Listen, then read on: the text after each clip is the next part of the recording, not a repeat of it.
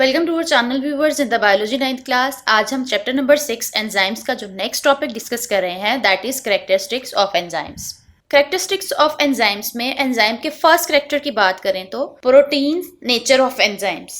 Almost all enzymes are proteins, they are made up of amino acids. Enzymes are protein in nature और proteins का जो basic unit है that is amino acids. Two और more than two amino acids combine to form various kinds of proteins. This is the diagram of amino acid जिसमें एक central carbon atom के साथ amino group, hydrogen group, alkyl group and carboxylic acid group bind किया होता है. Next is the discovery of enzymes. Enzymes were discovered by the Wilhelm Kuhn in 1878. Wilhelm Kuhn जो कि एक जर्मन फिजियोलॉजिस्ट था, उसने 1878 में फर्स्ट टाइम एंजाइम्स की टर्म को यूज किया था। According to the Wilhelm Kuhne, enzymes are globular proteins. Amino acids की लॉन्ग लीनियर चेन्स जब फोल्ड करती हैं तो एक 3 डायमेंशनल स्ट्रक्चर को फॉर्म करती हैं जिसको ग्लोबुलर प्रोटीन्स बोलते हैं, and these globular proteins are enzymes. The second characteristic of enzyme is that enzyme increase the rate of chemical reaction. The rate of those reactions which are catalyzed by the enzymes are millions of times faster than those of comparable uncatalyzed reaction. ऐसे chemical reactions जिनमें enzymes को use किया जाता है वो millions of times faster होते हैं as compared to those chemical reactions जिनमें enzyme को use नहीं किया जाता. This diagram is showing us the chemical reaction with enzymes and without enzymes. Enzyme किसी भी केमिकल रिएक्शन में एक्टिवेशन एनर्जी की रिक्वायरमेंट को लेस कर देते हैं और बहुत शॉर्ट टाइम में स्पीडीली रिएक्टेंट्स को प्रोडक्ट्स में कन्वर्ट करवा देते हैं। वाइल अगर इसी केमिकल रिएक्शन को विदाउट एंजाइम करवाने की कोशिश की जाए तो यही केमिकल रिएक्शन बहुत ज्यादा टाइम में रिएक्टेंट्स को प्रोडक्ट्स में कन्वर्ट करवाता है because of the high demand of the activation energy. The next characteristic of enzymes is of its active sites. Only a small portion of enzyme molecule is directly involved in catalysis. This region is known as active site. It recognizes and binds substrate and then carries out the reaction. Enzyme किसी भी chemical reaction में as a whole participate नहीं करता। Instead enzyme का एक small portion जिसको हम active site बोलते हैं that participate in the chemical reaction. Enzyme की ये एक्टिव साइट सबस्ट्रेट को रिकॉग्नाइज करने के बाद अपने साथ बाइंड करवाती है एंड देन इस सबस्ट्रेट को प्रोडक्ट में कन्वर्ट करवा देती है। So active site is only that small portion of enzyme that is utilized in a chemical reaction. The next one characteristic of enzyme is that enzymes are not consumed by the reaction. Enzymes are not consumed by the reactions, they catalyze.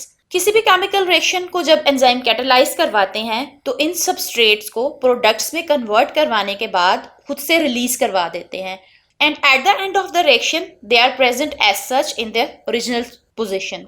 So enzymes are not consumed by the reaction, they just catalyze the chemical reaction. The next one characteristic of enzymes is that enzymes are specific in nature. Enzymes are very specific for the type of reaction and for the nature of their substrate. एक खास type का enzyme ही किसी खास type के substrate को किसी खास product में कन्वर्ट करवा सकता है और एंजाइम की ये स्पेसिफिसिटी डिपेंड करती है कि किस टाइप का सबस्ट्रेट है जिसको प्रोडक्ट में कन्वर्ट करवाना है और किस टाइप का केमिकल रिएक्शन है। सो उस टाइप के अकॉर्डिंग एंजाइम की स्पेसिफिक टाइप ही उस सबस्ट्रेट के साथ रिएक्ट कर सकती है।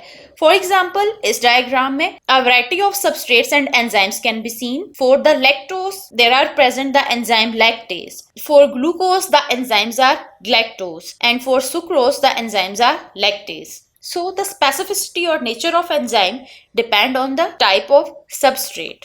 The next one characteristic is that enzymes activity can be regulated. According to the need of the cell, the activity of enzymes can be regulated by inhibitors and activators. Activators जो किसी भी enzyme की activity को speed up करते हैं या activate करते हैं, while inhibitors जो किसी भी एंजाइम की एक्टिविटी को रोकते हैं. Enzymes production can be enhanced और diminished according to the requirement, which means that कि सेल की रिक्वायरमेंट या ज़रूरत के मुताबिक एंजाइम्स की प्रोडक्शन को बढ़ाया भी जा सकता है और उसे स्टॉप भी किया जा सकता है या रोका भी जा सकता है. Let us understand with this diagram. जब किसी सेल में किसी खास किस्म की प्रोडक्ट की रिक्वायरमेंट होती है तो उस वक्त पे एंजाइम की ये एक्टिव साइट अवेलेबल होती है और फ्री होती है So substrate get attached with the active site of that enzyme and convert it into the product. But at some time अगर सेल में इस प्रोडक्ट की रिक्वायरमेंट नहीं है और इस प्रोडक्ट की प्रोडक्शन को स्टॉप करवाना है, then there are present the inhibitors.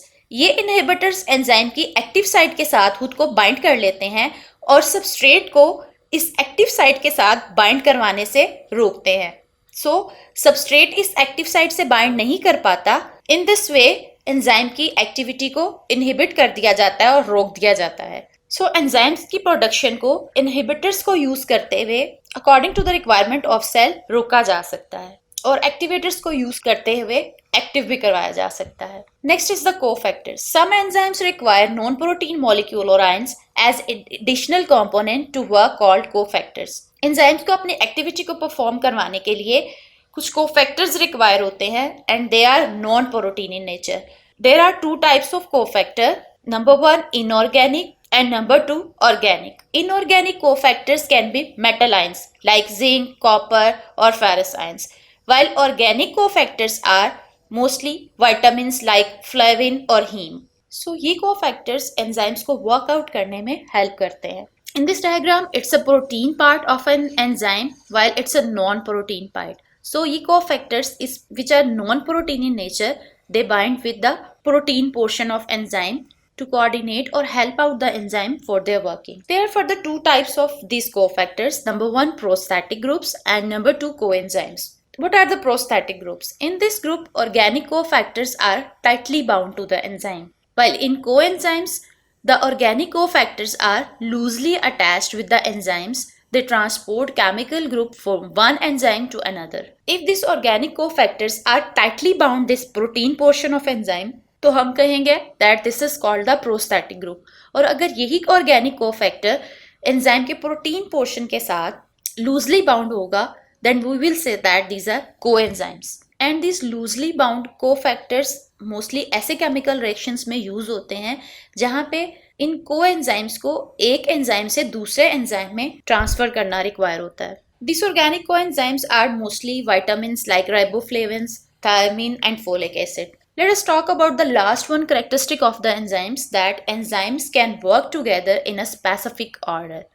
Several enzymes can work together in a specific order, creating metabolic pathways. One enzyme takes the product of another enzyme as a substrate. After the reaction, the product is passed on to the next enzyme. Sometimes कुछ enzymes मिलकर workout करते हैं जिसमें एक enzyme की product को दूसरे enzyme के लिए as a substrate use किया जाता है और फाइनल एंड प्रोडक्ट को किसी नेक्स्ट एंजाइम को ट्रांसफर कर दिया जाता है. फॉर एग्जांपल लिविंग ऑर्गेनिजम्स में बहुत सारे मेटाबॉलिक पाथवेज की ऐसी एग्जांपल्स मिलती हैं like respiration, digestion of food and photosynthesis वगैरह, जिसमें बहुत सारे एंजाइम्स मिलकर एक खास सीक्वेंस में मेटाबॉलिक पाथवे में वर्कआउट करते हैं. सो मिलते हैं नेक्स्ट लेक्चर में नेक्स्ट टॉपिक के साथ, जिसमें हम डिस्कस करेंगे यूजेस ऑफ एंजाइम्स को. जाने से पहले अगर आप हमारे चैनल पर नए हैं और अब तक चैनल को सब्सक्राइब नहीं किया है तो सब्सक्राइब बटन को क्लिक कीजिए और बेल आइकन को प्रेस करें ताकि आपको हमारे आने वाले नए लेक्चर्स के बारे में अलर्ट्स मिलते रहें. Thank you.